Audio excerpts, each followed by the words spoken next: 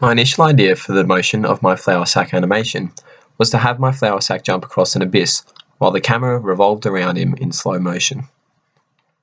I drew this inspiration from the opening scene of the movie Wanted, where the main character of the scene leaps across two buildings as time slows for him.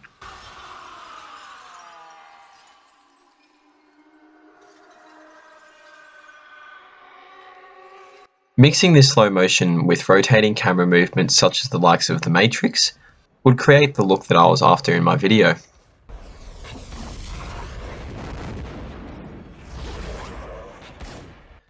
I choose to do this in 3D as it was what came most naturally to me and suited the criteria of what I wanted better. As an overall result, I am pleased with the final cut that I've produced considering my lack of knowledge with the program. However, I feel as though it still lacks that little bit as well due to some ideas being too complex for me to master in time. I feel the camera angles, after a lot of messing around, finally came to some sort of motion that satisfied me.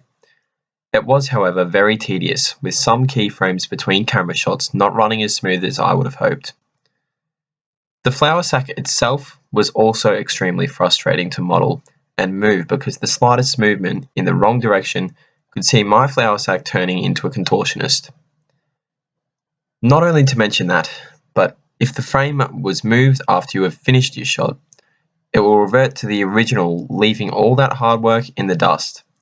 This proved with many difficulties that was very costly in time. The other major challenge in the Blender software was the application of textures and backgrounds. I was hoping to add textures to add interest to the scene. However, after multiple attempts at it, I had to scrap the idea because I simply couldn't get the textures to work. I did, however, attempt to put a background of the sky into the Blender program, which worked with the software and made it feel as though the flour sack really was high in the air. The only problem was that it didn't go through with the render, which I discovered too late, leaving me with a bland, generic background. Not only did the background not appear, but it also hindered the lighting, making the shots quite dark. This was, however, possible to be fixed as I did my best effort to do so in After Effects. So once it was complete on Blender and properly rendered out, I was then on to After Effects. This program was slightly more familiar to me as I've played around with it before and am quite capable with Photoshop.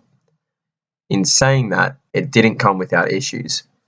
The timeline had a weird habit of disappearing on me occasionally, and I never quite figured out exactly how to stop it or fix it, as the problem was generally made and solved by a misclick.